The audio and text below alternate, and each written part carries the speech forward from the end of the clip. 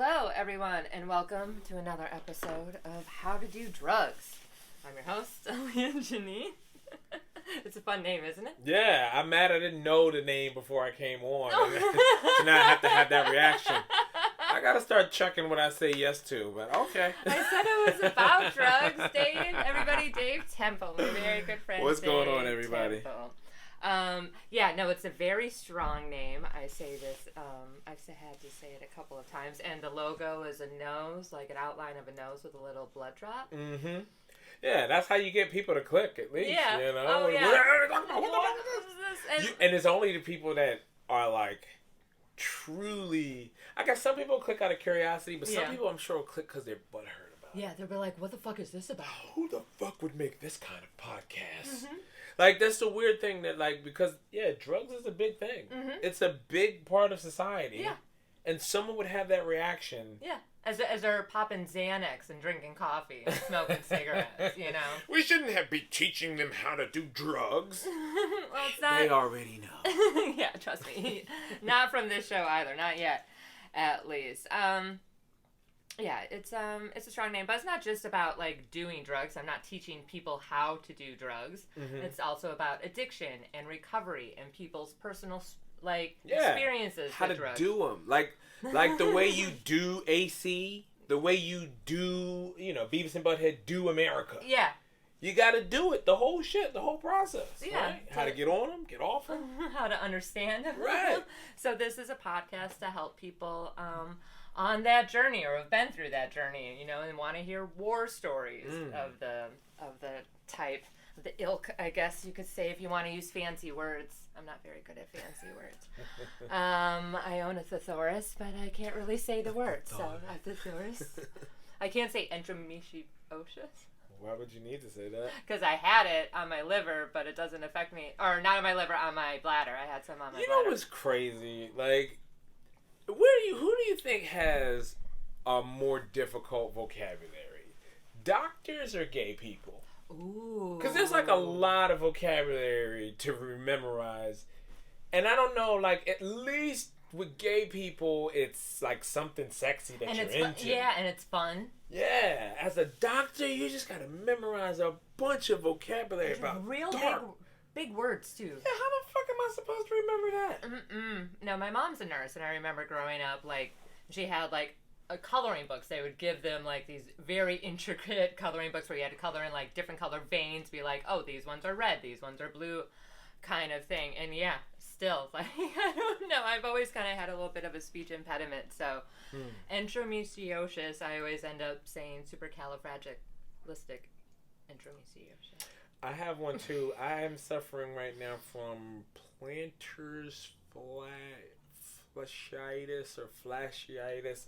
Plantar fasciitis. Yeah, I don't know how to say it. I don't know what it is. I know I have it. It's this thing in the tendon in my heels from running and stuff like that. And yeah, I don't. Is it runner's foot or was it something? It's specifically called plantar's fat. Everyone can say it but me. Yeah. When I tell people, when people watch me stutter with it and they go, yeah, plantar's fasciitis or whatever you say. Yeah, I can't. I probably can't say it either. Yeah. So you're not the only one. Obviously, I can't say enteromesiosis. I think so. Enteromesiosis sounds like a spelling bee word. Yeah. Yeah. I wasn't good at spelling either. So I'm dyslexic. So there's that factor too. God. I like to say just a little dyslexic, but I'm actually pretty much all the way. That's not something you could just be a little bit of. And it's so funny because I actually found all this stuff out over quarantine, that I have ADHD and that I'm dyslexic. And I'm like, oh, that's why it took me so long to write papers. Because, like, I've always gotten good grades. Like, I had a 4.0 throughout all of college. Wow. But it took me a lot longer than it probably should have, just because of these, mental handicaps, I guess, that I didn't even know I was aware of. But you sit alone in quarantine long enough, you learn a lot about yourself. Yeah. Yeah. Yeah, I definitely learned a lot about myself during quarantine. It was a good learn though. You know yeah. What I mean? Oh no, I'm very happy. Like, I'm not mad at, I'm mad at the quarantine, but I'm also like, it was good. Like mentally, Yeah. like I worked through a bunch of shit. I got to learn what I really care about. Yeah. And I Yep. realized the thing that I care about is me. Yeah. Like, nothing else. Yes. Like I watched all of the riots and the protests and the people complaining about the numbers and the this and the that, and I'm just like, hey, when did we ever give a fuck about any of that? Like, I don't know, I was able to accept that we weren't going outside anytime soon, so I just like was like, yeah, let me find, like, take some time to figure out, what do you want to do? You got 24 hours to kill. What do you want to do? And Yeah. I just started following that pattern. The world with, like, the volume of the world went Yep. down. And My inner circle went down. yeah, A like lot of for things. me, the entire world, and I've said this on a few different podcasts now, the world is like outside in the projects. Like, I'm like the artistic kid in the housing project who I stick my head out of the window every now and again just to see what them crazy motherfuckers is outside doing. And it ain't nothing that interests me, so I'm gonna go back in the house and do what I do, whether it's writing, creating, or whatever. And every now and again, I stick my head out of the window or go on social media, turn the news on, and just, you know, what they doing out there? Yeah. Oh, okay. Like the world isn't completely on fire yet, so. Even when it is, there's nothing I can do about it. I'm Yeah. here with everybody. I've accepted it. Yeah. You know what I mean? I was definitely okay with not living that long. Yeah. So to make it now to 38 is like unbelievable. I'll go as long as the world will let me. Yeah. But I could care less. You know what I mean? Like, I'm just going to enjoy my time while I'm here, you know? Yeah. Yeah. I kind of felt that way too with everything. Because it did feel like the world is shut down, and then you have all these crazy riots and everything, and you're like, okay, so if this is how it's going to be, then... So, and that's the thing. That's the other thing. So it is a lot like jail. It's a jailhouse mentality where Okay. I've had the same thing. Now, I've never done long stretches in county jails, anything like that, but I have been in county jail, and that was the same way. You kind of have to deal with it. I'm not here to get involved in this. Yeah, I'm just here. Like, here's a world. Here is my ecosystem. These are all my peers. The 80 guys in the pod. Yeah. Okay, we all eat together, shower together. We use the same phones. But I'm not plugged into this, guys. Yeah. I'm sorry. I'll find something else to do with my 24 hours because I can't. All of the fighting and the bickering and finding dumb shit. It ain't that important to me what phone or what TV. You guys, can I go back to my cell, please? Yeah. Like, see, you know what I'm saying? Because Yeah. everything that people's weird behavior is what will cause lockdowns in the jail also. Well, yeah, and fighting with each other. My dad, he used to spend a lot of time in solitary, like illegal amounts of time in solitary, because he preferred it in there, and they actually kind of liked it that he was in there too, because he was a disruptive person. He doesn't play well with others, we'll say. Right. And he's a very large man, and, you know, can train, you know, he's a killer. Like, he kills people, so it's not someone that you want in a gen pop. I mean, it depends, because I've learned this also, that there is there's a balance and there's an energy that I think is off now, which is why we're kind of in the fighting position and the confusion that we are. Like a flux. And it's that alpha male energy that you're describing. Hey, this guy's a killer. We're all scared. The thing that I've done a lot of reading during the pandemic. Yeah. One of the things I found out when it comes to like alphas and betas, the betas will always conspire to eliminate the alpha. Yeah, because it's easier to get rid of the biggest threat. Most alphas, it's weird. I'm in a world now where I'm considered an alpha, but I consider you an alpha. But where I grew up, yeah, there were guys way more aggressive than me. Yeah. Way more powerful. Well, that's not necessarily mean that you're still not an alpha. But I know, correct. Yeah. But it's just fascinating to me because to come into this world where you see so many betas that are like really, you could tell they're a bit put off by whatever the energy is. Like, wow, well, you guys wouldn't have lasted a day where I came from. And then you wonder, well, how come the guys that I came from, why aren't we dominating the world? Everyone's locked away. Yeah. Everyone, the minute there's any aggressive energy, they're eliminated Yeah. right away. And that's what you're seeing now. It's so rampant with the cancer culture and everything. It's like, and especially because they feel safe online to be able to confront these types of people that they're just generally afraid of. Right, because we're not even talking about now. We're not talking about alphas and betas in the sense of physical dominance. We're talking about like on a creativity level, on a level of just contributing something to society. And just living their lives. Yeah. So there are a lot of people who are betas in those categories, and they're online taking down the alphas in those categories. You're seeing all our creative greats. They tried to cancel Bill Burr again. How many times has he been trying to cancel? But anybody who's no untalented motherfuckers getting canceled. Yeah, and that's the thing, is that the people that they're trying to canceling, they can't cancel them because they're doing their job. You understand what I'm saying? Like a regular bum lady on the train hurling the N-word, no one's taking anything from her. So it's not the behavior that people have a problem with. It's that alpha personality. It's that you're creative and you're doing better than me. Let's all conspire to get rid of this one. Yeah, because that's our biggest threat. Right. Yeah. It is so much like that. It is, the whole online cancel culture thing is, it's pretty crazy. I'm actually waiting for someone to say something about, the title and stuff of the podcast. I had a write-up in the AV Club, I believe, by this Twitter follower. I forgot his name. I'll put it in the description because he's nice. I'm trying to think of his Twitter handle. But he even said, something about the name. But he also, because he only, listened to the first episode as far as I know. And he's just like, she doesn't condone or condemn drugs. Right. It's just about drugs. And I even say, in the trailer that it is, it's going to be, kind of hard for some people. But it's about all aspects of drugs, because drugs very much like sex and sex workers and stuff like that, and how much porn people consume. Like, they don't want to talk about it, even though everyone is doing it. Everyone's watching porn. Everyone, now people have, average people, like civilian women and stuff, have OnlyFans, and they're starting to see that, it's not what everyone made it out to be like. And that is, in my opinion, the drug in itself that the public is getting high on right now. Yeah. All of the betas are now finding some way to have a creative outlet and having success in it and being ridiculed for it. Yeah. Oh, no, they feed off of that. They really do. Right.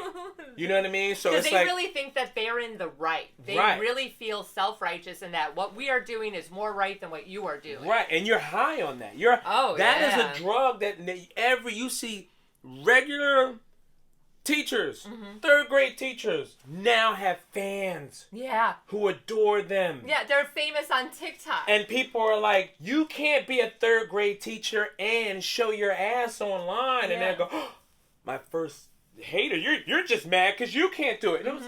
You're the same people that were canceling people for this kind of shit. But now... Yeah, now they see. It's the regular people getting canceled. The gym coach. Yeah. I coach this and they're canceling me because of what I was doing in my Yeah, this is what we're doing to celebrities. Yeah. And it was like, you think you're exempt from that? Or like, why? Like, you're putting it out online like someone's in a movie or telling jokes or whatever, and you're not expecting the same treatment that you're giving everyone else. And I think that the drug that is attention, that dopamine that we're all on, that we're all chasing, that we all crave. Regular people have now found a way to get high on dopamine. Because regular life, I don't know when's the last time you lived a regular life. Like a 9-to-5 job, driving your conservative color car out of your driveway and off your cul-de-sac to your executive campus. I did live in a cul-de-sac. To sit in your cubicle, hoping that one day you'll get an office on the outside of the cubicle. At least 20 years. Just at least 20 years. Only to there's no dopamine in that life, Aaliyah. No, and that's the thing too, is that it's not as fulfilling. Like people don't see it as fulfilling as, you know, let's say a movie star or like a rock star. They're like, oh, they get to do all these things. I want to be able to do those things too. And now, you know, you have Instagram influencers and stuff like that. All these people that are like, oh, I can like at least have some resemblance of that type of lifestyle. Yeah. Yeah.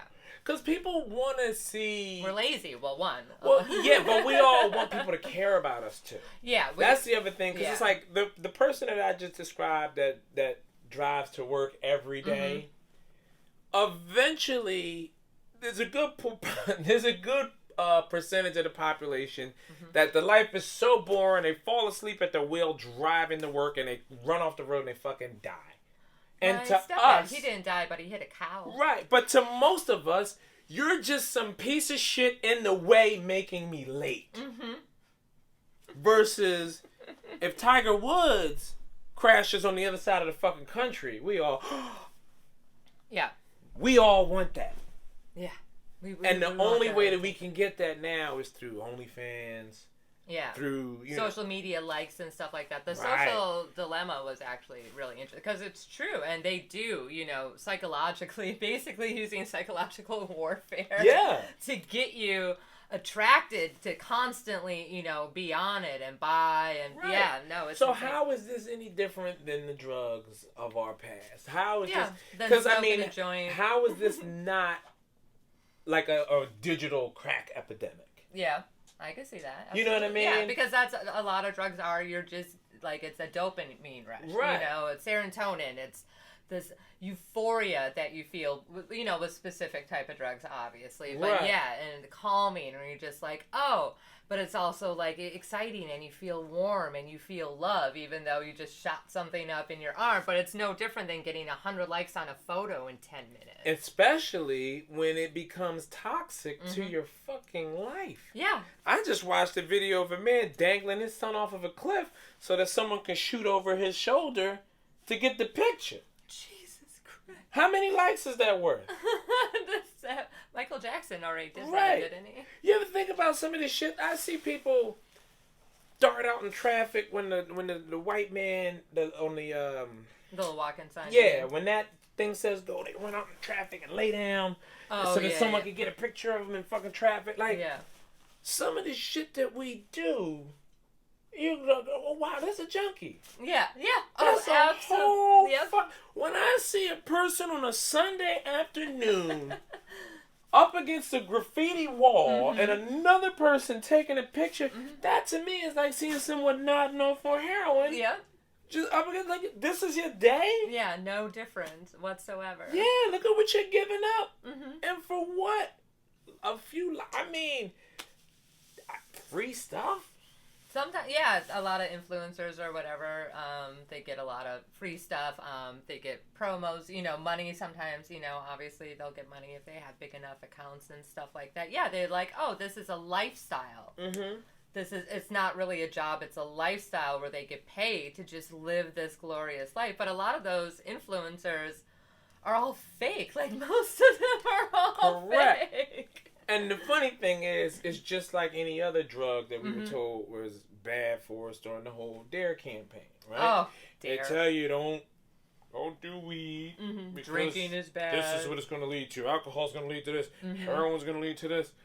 Crack. Right. They were really big on crack for me, for my DARE program. There's been no guidance on social media. No. We have Well, I mean, it's still kind of new if you think about it. Do you know there's rehab now for social media? That does not surprise me whatsoever. There is digital rehab. Have you ever tried to, like, delete your social media apps before? So what I got into during the pandemic to wean myself off of them, which I guess now we're talking about how to get off of drugs. The way I weaned myself off of social media, 12 to 1. Noon to 1 is your hour for social media, and after 1 o'clock, delete the app. Yeah. And I would have to reinstall it the next day to get on at noon. Okay. So it eventually became a thing that I had to start scheduling. And for me, at this point, if I didn't need it for promoting or something, I probably wouldn't be on it. Yeah. I mean, even now, I'm not really on it. You know what I mean? Like, I'm on it, but I just go in to check to make sure that the people that I have running it are doing what they're supposed to do. Yeah. And I make sure, well, for me, I always check to make sure no one's being creepy or saying something. Even with that, but see, that's the thing, Aaliyah. I expect that. Yeah. I expect it. That's why I'm getting off. Yeah. Because the way my mind works, now I'm curious about this person. Yeah. I have a problem. I'm too curious. Like my co-host of my other show, Conrad, is you're fascinated with stupidity. Yeah, no, it is fascinating. And yeah, sending someone a creepy message, whether it's in the inbox or in the comments or insulting someone, it is by far. I would love to do a documentary if I could. That would actually be phenomenal. I just want to find. It's not even hatred. It's just I don't know that world of. I don't follow celebrities. I don't either. And I've been that way since I was in middle school. People be like, "Did you hear this?" And I'm like, "I don't go to school with that bitch. I don't like me. I grew up in Philly. If you didn't go to my school, I didn't give a shit. Who? What school they go to? When do I interact with this person?" And I was the same way with celebrities. Yeah. And I'm still that way, which probably affects. The way I level up because I don't gravitate to someone because they're somebody. Yeah. You know what I mean? I need to figure it out first. But yeah, no one is preparing us for social media as a drug and how to get off of it. That's what worked for me. And the less I got involved, the more I became an outsider, the sillier it was. It was like being clean and going back to a drug-filled corner. Yeah, and just watching watching people fall out. And I felt the same way. I don't drink anymore. That was the same way for me with drinking. I took a break from drinking. Yeah, because when we first met, you drank a little. Like, I never, saw you get drunk, I don't think. But I'm never sloppy. I'm always in control. I was probably drunk a lot. Yeah. But, I'm a stoic drunk. And I learned that because of the way I grew up. Yeah. Where I grew up, the guys that I grew up around, they didn't lose their control. Yeah. They didn't... Yeah, you didn't want to because people would want to hang out with you. Ours was more for a safety kind of thing. Okay, yeah. You know what I mean? You don't want to be too drunk and not aware of your surroundings or what's going on because of the bars and the neighborhoods that we were hanging out in. But, so that was something that I learned then. But the alcohol, it takes its toll on you. It is what it is. But what happened for me to get off alcohol was my ex that was dating her father. So my father-in-law at the time, he had got a second DUI in a year. That's a problem. And he was calling us looking for bail money 2 days before New Year's Eve, which is bruh. You just had Christmas and shit. And I got a mortgage due in 2 days.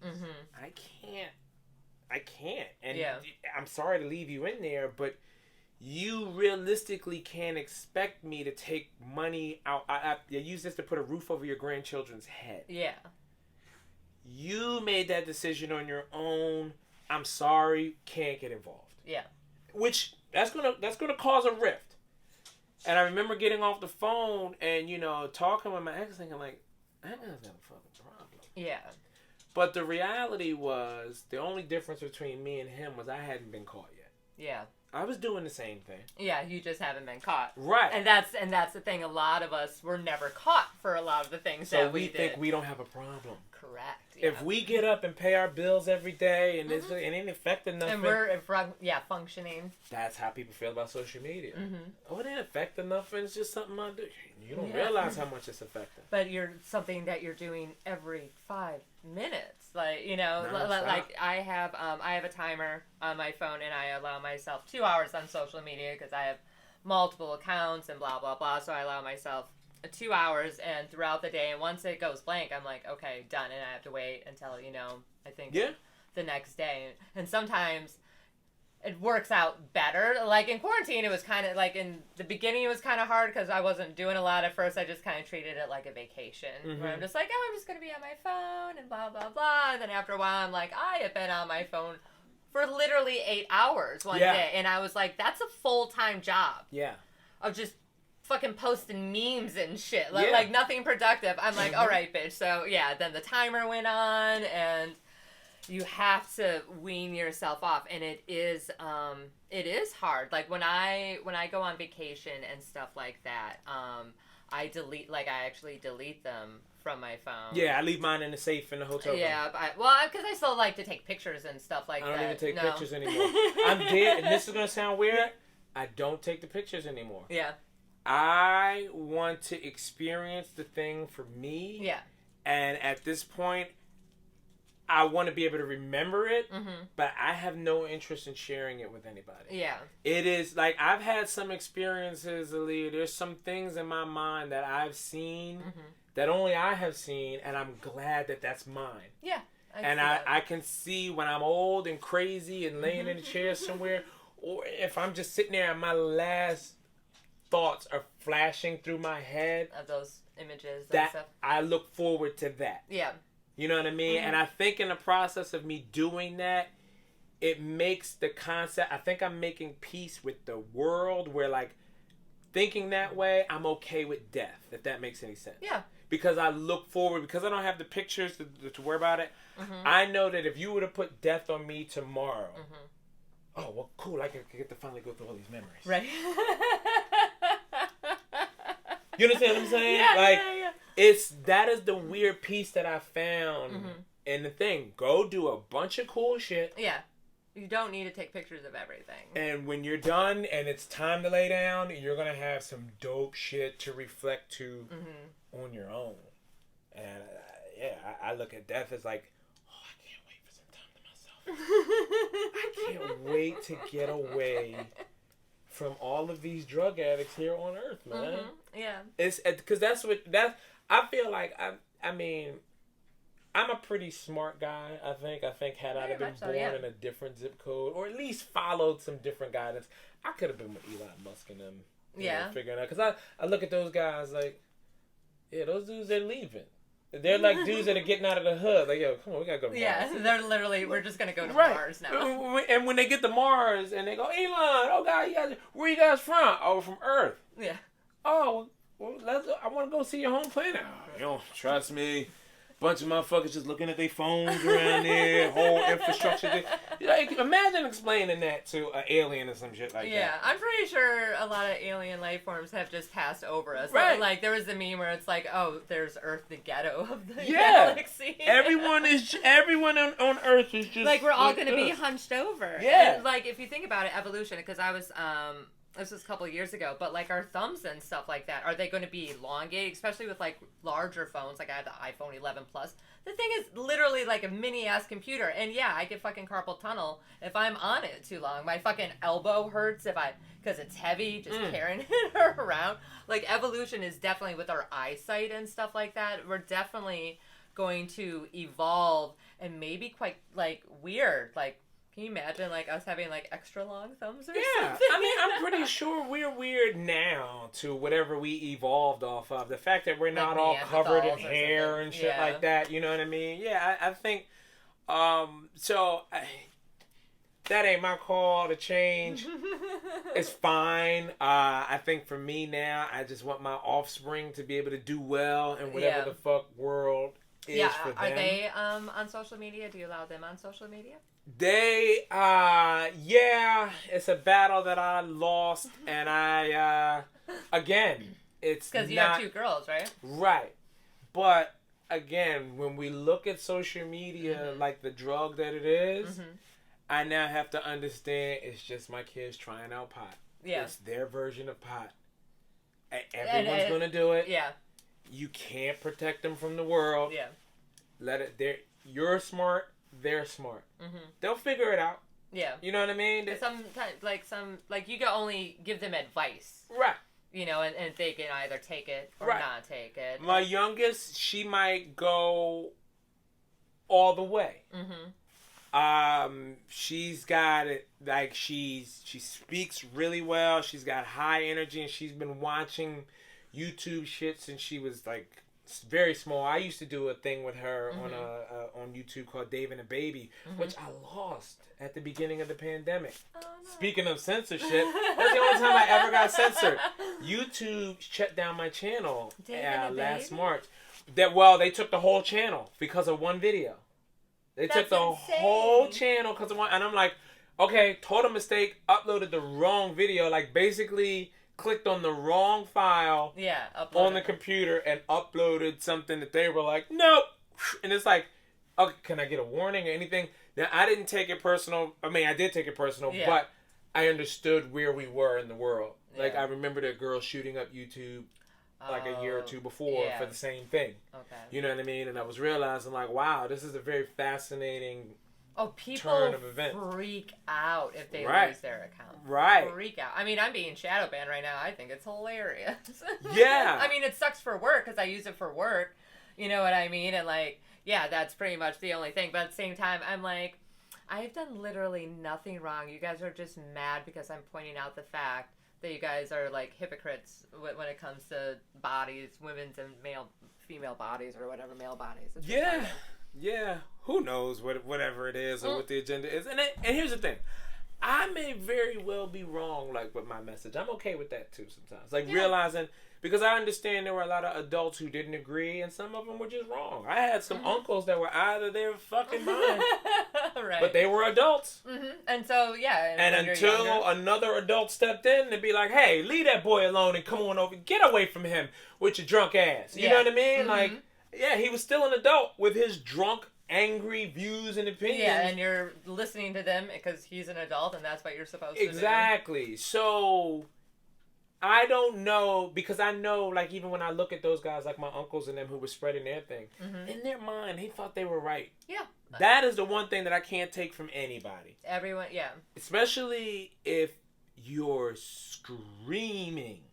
You understand what I'm saying? Like, it's because screaming about it or like really being adamant very about like it. emotional, like there's emotion behind right. it. Yeah. So if you're like, I look at that now when I see the people with the masks and stuff like that. It was like one person in the store who's not wearing a mask, and it's like 80 people like, put the fucking mask on. Yeah. And like, you know how to do. Yeah. And I'm like, wow. Wait, let's hear her out. Just because for you to stand up to 80 people and go, no. Yeah. Wait, guys, every story I've ever known turns out with, like, this might be something we need to pay attention to. Every fucking action movie, remember Terminator?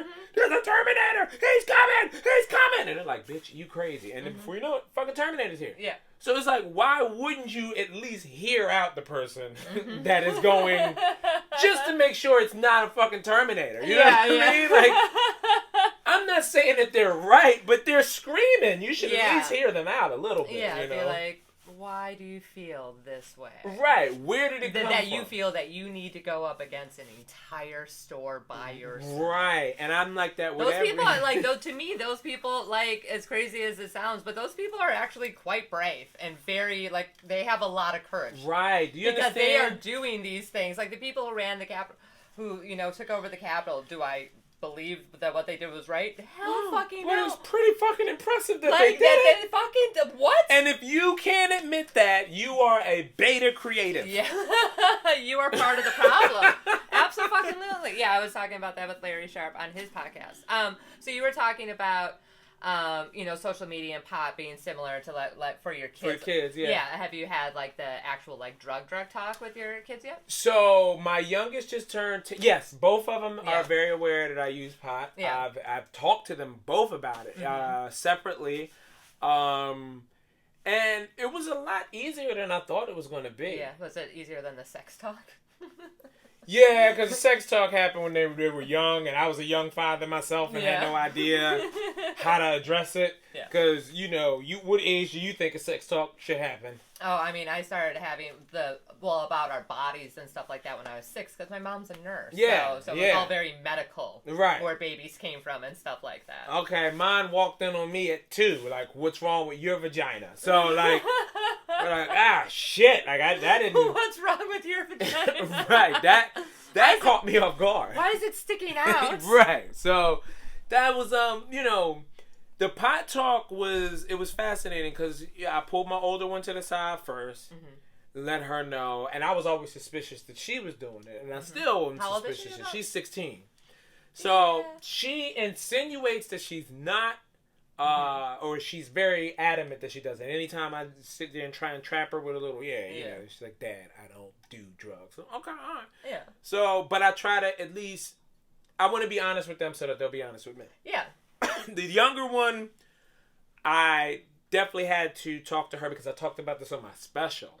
I literally asked the audience in my special, I go, what is a good age to let your kids know you get high? Yeah. And the audience, they throw out their numbers, 18, 21, never. But what about drinking? Well, I was explaining to the audience, you got to let them know, excuse me, hold on. Your kids already know. They already know. So, like, my ex... Oh, yeah, I knew my parents were fucked up all the time. Right. Like, my ex used to smoke before me. She always smoked pot. She would disappear into her powder room and try to smoke with the window open and blow smoke out the window. Yeah. And I never forget, my daughter was probably about 4 when she came up to me and she goes, "Mommy's smoking in her bathroom." Yeah, because they know exactly what the fuck they're doing. Right.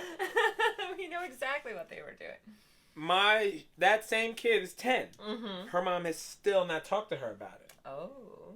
Because mom is under the impression, oh no, she doesn't know, and I don't want to change. And I go, she knows, but now you're just teaching her dishonesty. Yeah. Which is a whole other rabbit hole. So it's better to have the talk. I was free. I just went out to Arizona to see them. It was her birthday last week. My first day. Hey, come here, sit down. So this is what I do now. Yeah. All right, go ahead, smell that. That is weed. This is not for you yet. I'm not gonna tell you can't do it, but this is what I do now. This ain't for your friends. You don't talk about this to your friends. You don't talk about it to your teacher. This is just because everybody don't understand this. But this is what I do. Helps me relax. Yeah. When you smell it, when you see it around me, this is what it is. Don't panic. Yeah, and no, that's the smart thing to do. I mean, parents don't do that kind of thing with alcohol. They just are drinking in front of their kids, getting hammered and stuff like that. But with things like weed and stuff, like, it's becoming more normalized, as it should. I think weed is definitely better than alcohol when it comes with, especially with teenagers, with drinking and driving. My mom had always said that she would rather have me smoke pot than drink. Just because, like, we, especially in Wisconsin, just raging alcoholics, most of them, and a lot of heavy binge drinking and stuff like that. And if we did ever drink, she's like, we always had a friend's house to go to. Like, our parents let us drink because they would rather have us, like, stay in one place than drive around and get hammered or, and get into a car accident. At least, she's like, at least when I know you're smoking pot, like, I'm not worried about you, like, getting into a car accident kind of thing. Yeah. And it is definitely, and that is, like, an excellent way to do it. It'd be like, hey, this is a beer. I drink beer. You can't have it yet. It's not legal for you to have it yet. Where weed, on the other hand, I'm not sure, is it legal in Arizona yet? Or? Yeah, so they had dispensaries, and that was the other thing. Okay, I remember. So it is becoming more, like, out there in the open where it is, like, buying, a 12-pack. And I felt like for a little while, I'm not going to lie, I felt guilty because I was there for like 7 days. So, I'm working, but I'm working from home on my computer. But now, like, I'm that dad that kind of parachutes in. And because I had that talk, I'm free. Right? You're like, I did my job. I did my dad duty for the week. No. Now, like, all my pot shit is out. Yeah. I don't have to hide shit. Oh, okay, yeah, so you just leave the Her mom is still tiptoeing all around the place, and I'm in the house now, feet up, weed all over the place. Like, we've already had the talk. Yeah. So... And so she may be a little jealous. Right, but I also wonder, like, is that a good example for dad to now just be high all the time? But, I mean, I don't know. I've never heard anyone complain about pothead parents, especially, like, the celebrities that are, like, open about their pot use. None. Like, Bob Marley's kids, they don't discuss, my dad's weed use was a serious problem. No. Snoop Dogg's children are not complaining about his weed use.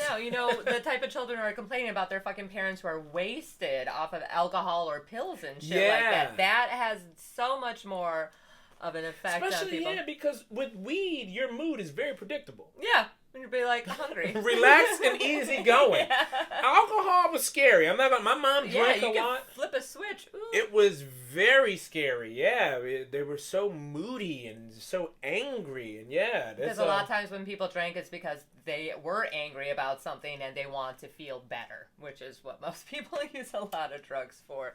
Was angry at work. I know my stepmother, she would drink like, that bitch fucking drank almost a bottle of Bacardi a night. Like, that was the level of alcoholic she was. Yeah. Insane. And yeah, and she had a bad day at work. Well, I guess it didn't really matter what mood she was in because she always drank. But yeah, if she had a bad day at work and she would finish that bottle, like, I knew I was fucked. Yeah, man. Yeah, I think about that a lot too. Like, my mom was a big drinker when she was working. And it sucked because, you know, she was a woman making it in a man's world. Mm-hmm. So, you know, she had to go to these happy hours and to be a part of these old, you got shots and beers, which... Gotta be one of the guys. But, yeah, now you just kind of got like an angry dad at home. You know what I mean? And then that's what I was dealing with, was just an angry dad, drunk a lot in the evenings, sleep with the windows and stuff drawn on the weekends, and it forced me to be very independent because, you know, if I wanted to get up and go to a soccer game or if I had practice or anything, I had to get myself to all of that. My mom was usually asleep.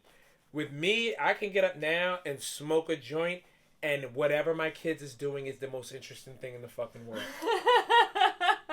What is it today? Is it cheerleading? All right, come on. This is some fascinating shit. So you guys just like jump and yell? Like, really? What? You understand? I'm present. Yeah. I'm present as the dad. Like, my kids, whatever the fuck, Disney movies, cartoons, is this what we got to... Okay, so the ladybug has got a problem with it. You know what I mean? Yeah, you are definitely more into this stuff than you would be with alcohol. Or even like pills. I know a lot of parents are big on the pill taking, the Xanax and the Valium and whatnot, and then you're just a zombie most of the time. Like, I don't even like, you know, that type of shit because how it makes me feel, just like, ugh. Like, it doesn't, like, it, I don't know, I guess it does kind of numb you, and that's what some people want, is that numbing feeling, you know, because they're in pain or something like that, or just mentally in pain. And so that type of stuff, it just numbs. But then you're never present for anything. I think that's the only thing I've ever gone, the closest I've ever gone off of weed. I tried Perks twice. Yeah. I didn't like those. No. I don't like the time release. I don't like the delayed high. Yeah. Because you forget about it. And then all of a sudden you're like, fuck. And I'm like in the middle of something else that I'd rather be doing. Because you experiment with drugs when you're bored. Yeah. And that was the thing, like, boredom really didn't last long, you know, like in my neighborhood. Like, you'd be bored for like a few hours, but something was going to happen. Yeah. And that was the thing. Something would happen, and then you're like, ugh. And the thing that I was surprised, people just now started talking about the constipation aspect of it. Yeah. So my second time trying Perks, I had that constipation shit. I was like, is this a thing? Like, you're actually, like, you can't shit. Like, if you would have told me before, and I think that should be a prerequisite. Yeah. Hey, this is gonna, like, you're gonna feel, but you're not gonna be able to shit, and your stomach is just gonna, you get the. Yeah. So that didn't work for me. Perks was not it. Oxys did that to me after my surgery, but also, like, because my body has to, like, start functioning normal again, you know, because I was put under and stuff. But yeah, after my surgery, they didn't give me a lot, which is good, because I mean, I only needed a little bit, but yeah, I didn't shit for almost like 4 days after my surgery until I'm like, give me some fucking prune juice. Yeah. I was like, it wasn't until I stopped taking the oxys. I was like, oh yeah, I forgot that's a side effect of that. I was like, oh my fucking god, I was All of gonna these explode. people in my neighborhood were on Perks, and none of them talked about that. You know, no, but you also don't talk about how cocaine is cut with like baby laxatives. And it makes you, so it's literally the exact opposite. It's so strange in that aspect. Then I was scared to get into lean. I don't know what lean is. What's lean? Syrup, like the codeine. Oh, and the that's cough syrup. okay. Yeah, no. That so like that was around in my neighborhood when I was a kid. Then they used to call it syrup or something. Pancakes and syrup is what they called it in Philly, and it didn't even look enjoyable. It was one of those things. Like I hated cough syrup going. However, when it kind of reemerged as like a fashionable thing in hip hop, yeah, they like have the fucking song. The mid 2000s. Yes. I got curious. Be like, yeah. And I didn't understand that it was different than just regular cough syrup. Yeah. That it was a prescription level. Mm-hmm. So I started drinking NyQuil. And I would do like the entire bottle. Yeah. Trying to get the same effect that they were talking about. And it ended up being how I deal with being sick. Mm-hmm. And I kind of developed a little bit of a codependency on it. Okay. Were you drinking alcohol at this time as well? Or? Yeah, but you were still drinking, just not. Yeah, I was still drinking, but what I was doing with NyQuil was if I ever got a tingle in my throat, like I'm about to get sick, you know how your throat hurts and you're like, oh shit. I would go and buy NyQuil and just down the entire bottle, and you're gone, right? Yeah. And it's the best sleep ever. Oh yeah, of course. And then you kind of wake up like you're a bit groggy, but there's a lot of stuff that's going on in your brain when you're like semi-conscious. Oh yeah. And I was getting some weird answers while on NyQuil, so I began to kind of go. I would do a few days under it. Okay. Meaning like. Just to see like what you could find in like your subconscious. No, kind of I would be sick. Like I would truly like, cause I'm not a doctor goer tour. You know, go figure. And I'm not like a really big medicine taker or anything. Yeah. I usually don't get sick. Yeah. So when I get sick, it's something bad, like the flu or some shit like that. That normally knock a regular motherfucker out for like a week. I would usually be down for about 48 hours. But I would just buy like bottles of NyQuil, and just sleep. A pack of crackers, and I would do one bottle and wake up like a day later, eat the crackers. If I still feel anything in my throat that's fucked up, do another bottle and I'm out. Oh, wow. So I kind of got used to going on these 24 to 72 hour binges of no food, just NyQuil, some crackers, and a lot of deep thinking, which... I think some of those trips did kind of alter my thinking ultimately. You know what I mean? Yeah. I think I got a lot of answers of death, life, just the universe and things being connected. You know what I mean? And it was the closest I've ever been to like any kind of like acid psilocybin. Okay. Yeah, acid, that kind of shit scares me. You never tried like mushrooms or LSD? No, and that comes from the way I grew up. There was a social stigma against that as like that was a goofy white boy drug or something like that. You know what I mean? So it kind of right. So, but not really. A lot. I know. A lot of my black dude friends have definitely. We've done a lot of acid and shrooms. I know. I know some of your black dude friends that have done it, and I'm like, really? Like, yeah, I was actually kind of surprised too because I always thought that like. Black people didn't like those types of drugs. Like, I grew up, like, thinking that black people didn't like those types of drugs. Right. Right. And they even talk about that now where they say the pills and, like, the hard drugs that are in the black community now, a lot of people will tell you is due to the weak men that were left in the black community. Okay. So, again, kind of like that wipeout of all of the alphas, of all of the organizers and the prominent black leaders. You take all of them out and leave a bunch of weak men around, and most of these weak men were moving in with women and their children and doing these different kind of drugs to cope with their life, and that's where like the kids kind of learn it from now. Is oh, mommy's boyfriend does the pill thing, and that's where they kind of learn it from. And so for me and my mindset, and I'm not saying that I'm right about this, but that's just my programming that that was a weaker man's drug, you know? No, that makes sense. Although it does, I would definitely suggest something like microdosing over drinking a bottle of NyQuil. Yeah.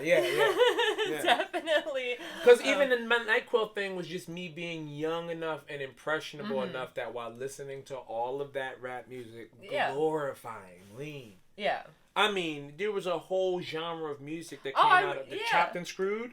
That comes from, like, these lean drinkers that hear music different, and you're like, I want to hear music different. Yeah. I want to try music different. Yeah, that's techno.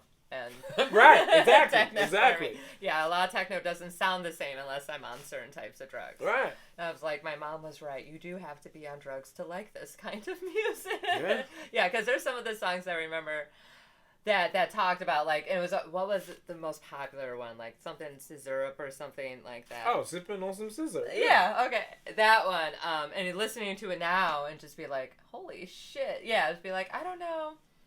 Yeah, sometimes the music, like, well, they have that one, I forgot the name of the song, but he talks about, like, the meth addict or whatever. And see, the first guy for us that was talking like that, at least for me, I grew up in Philly, so, you know, the rap was different there. It was mostly New York influence. Yeah. There were some Philly artists that were, you know, getting their stuff off, but no one was talking like that. The first person that we heard to talk about anything more than weed would have been, for me, like Eminem. Okay.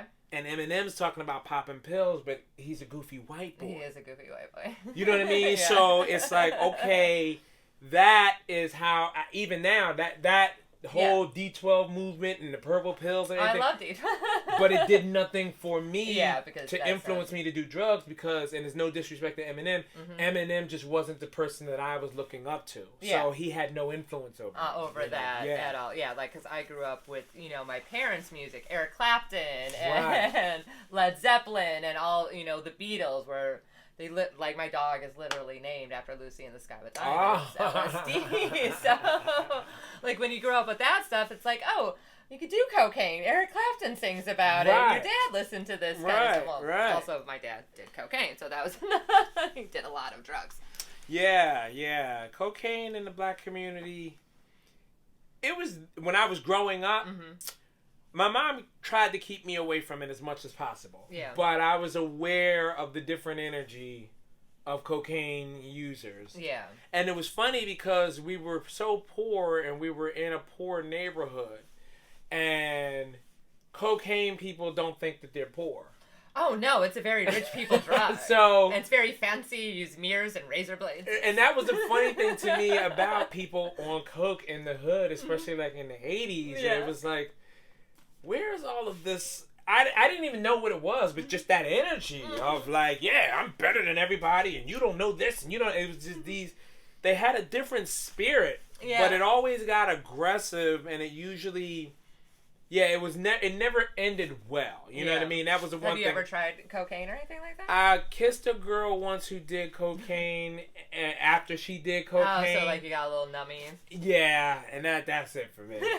That was it. That's not like, something that It does kind of have like a chemically kind of taste depending on what it's cut with. Yeah. Baby laxatives normally not. Yeah, so you know I'm glad now with the, like, I don't drink. And that started mostly for me, like, hanging out with guys like Derek Gaines. Derek doesn't drink. Yeah, Derek's never drink. No. And I've he always just started smoking pot, too, like, way later in life. But I always respected his ability to do comedy sober, like, to navigate the world of entering stand-up comedy in New York sober. Completely sober. He did that for years.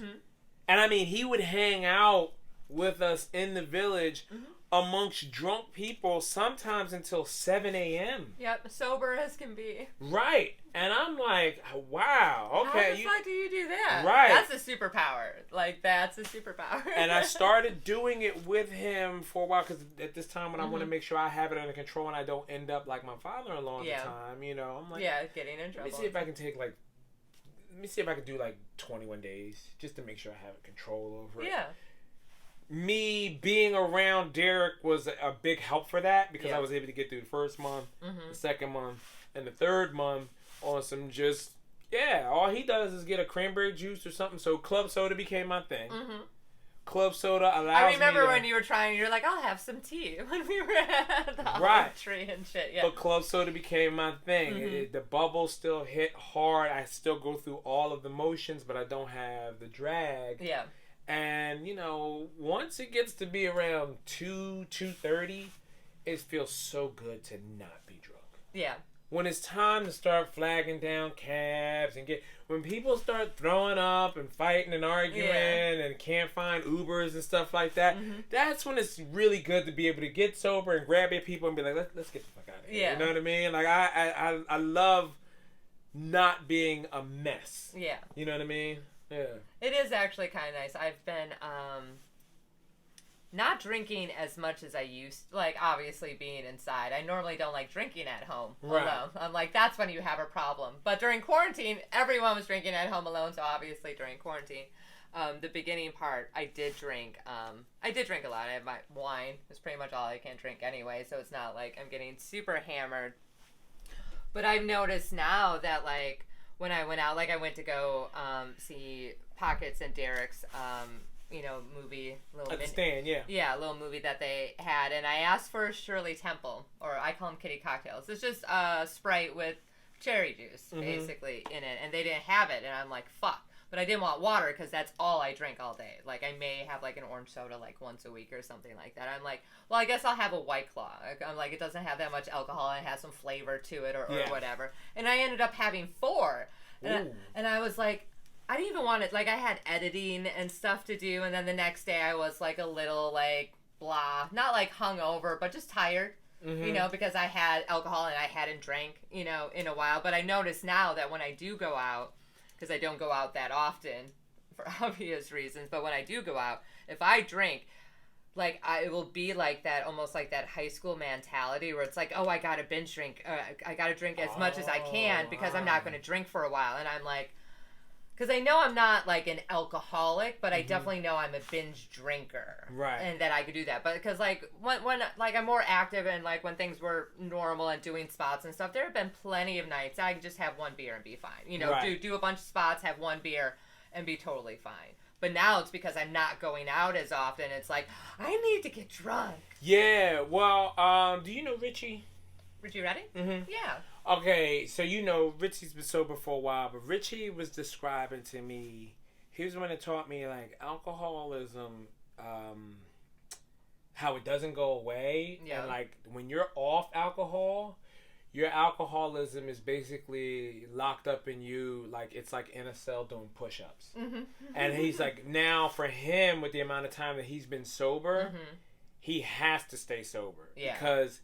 if he relapses, he will die. Yeah. Because his body's going to pick up like it never stopped doing. That's how a lot of people do die, especially with hard drugs. My friend died, you know, from a Xanax overdose like that. And that was the first time that anyone was ever able to get me to understand, like, like how uncontrollable addiction is. Mm-hmm. Yeah, my friend Rebecca Rush, who was the first guest on here, she's like, I just know that if I do it, I'll die again. Like, I don't have that control. I can't just have one drink. You know what I do have that with now? And this is, I have it with food.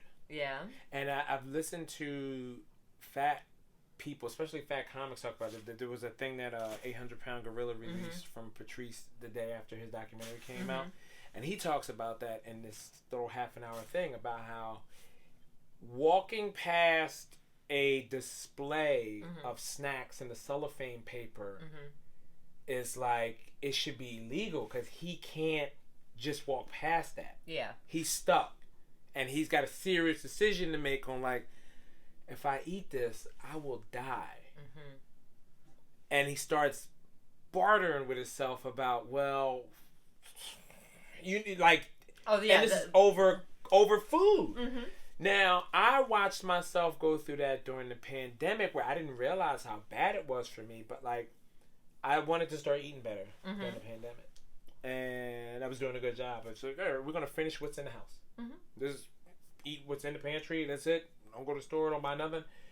And when it got to the end and it got to the slim pickings where you have to eat vegetables now. You have to eat. All the good stuff is gone. Right. Now, you know, my stomach will get to calling at me around, 9, 10, 11, and you're up all night. Yeah. So you're like, oh God, how are we gonna? And I would, even when I had it under control, when I started going food shopping again and only buying healthy stuff, I would walk to the store sometimes 1:30 in the morning to go get soft pretzels. Doritos, no, that is totally. And I have a whole little basket full of little candy bars. I'm disgusted. But the crazy thing is, I would convince myself, this is not what I want to do. Yeah. It was so bad. I learned the Wawa pretzels actually give me a rash. When I eat it, you break out. I get a big black thing here from scratching, behind my leg, everything. And I've timed it. I've seen it comes out on my feet. I know that's what this is from. Is it celiac or whatever? It's a weird reaction. Yeah, I think I have a gluten allergy, but my blackness and my hoodness will not allow me to admit it. Nope. It's such a nerdy fucking thing to say.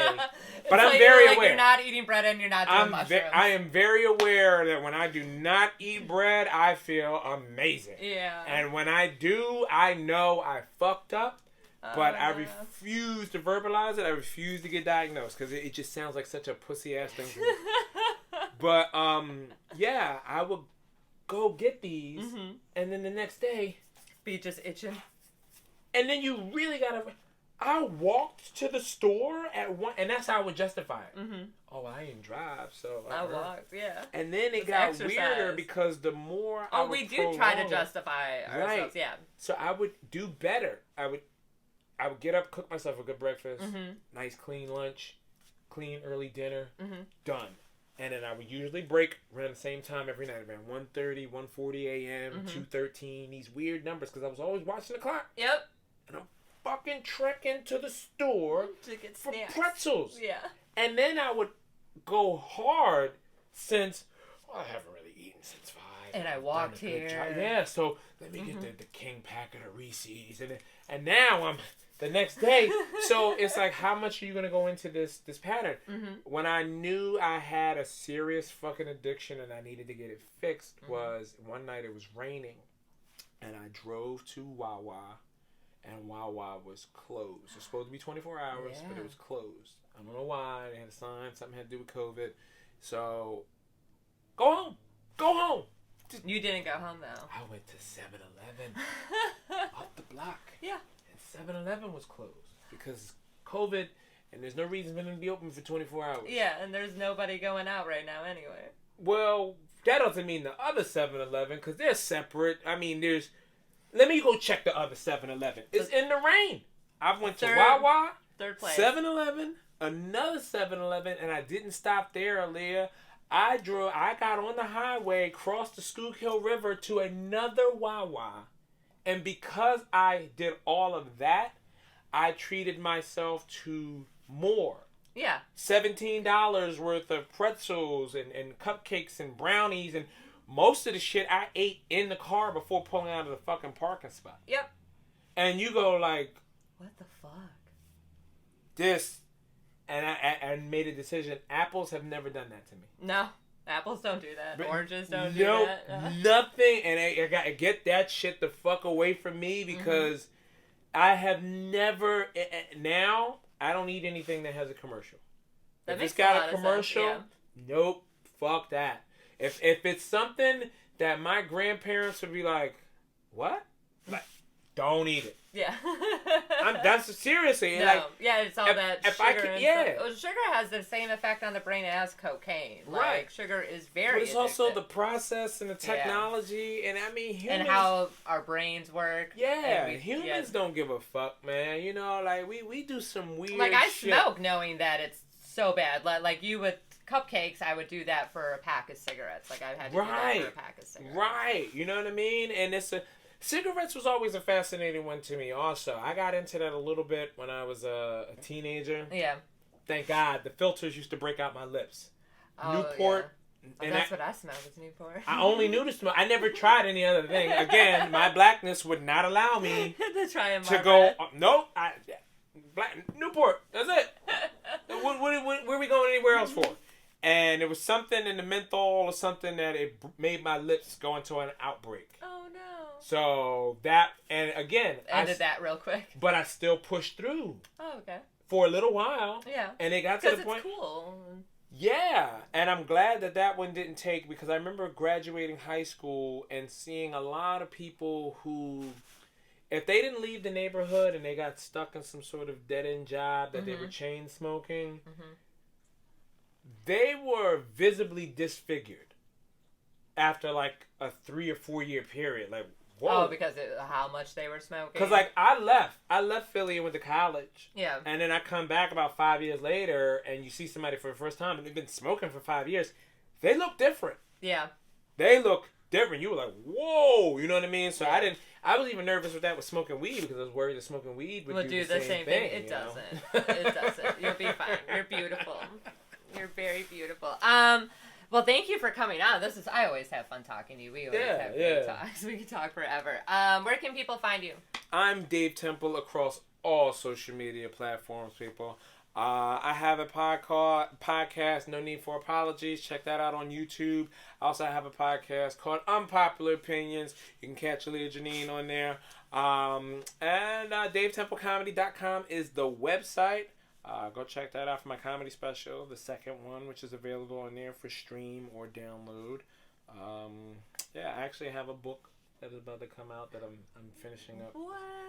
I hate this book. Yeah. Like, I want you guys to buy it, but like, you're so sick of it, right? Yeah, writing a book is horrible. God, but it is about what we talked about earlier, the drug that is social media. Cool.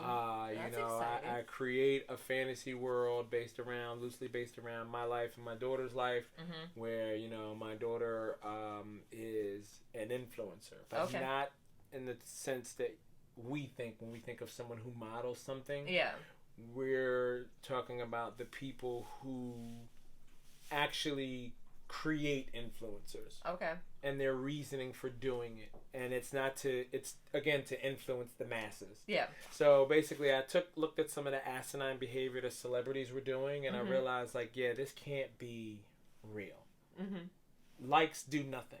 No. But celebrities are on there risking their careers and their lives for likes.